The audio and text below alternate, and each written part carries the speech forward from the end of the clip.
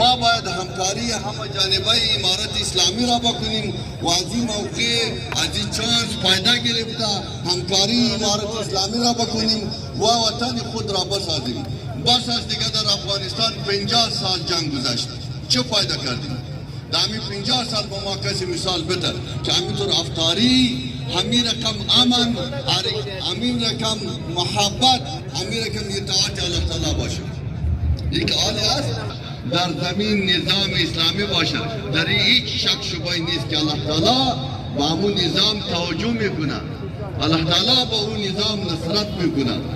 وقتی که نصرت الهی موجود باشه باز همه کارا ممکن است.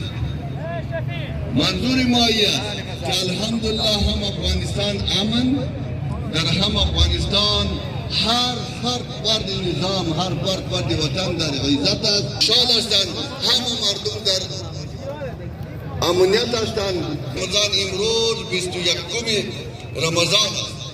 در 21 روز شما مردم کدام کس موجود است که به ما بگه که در قریه ما پلان دزدی شدن، پلان بد امنیتی شدن یا با سر از این دیگر پلان پیدا نمیشه برادر.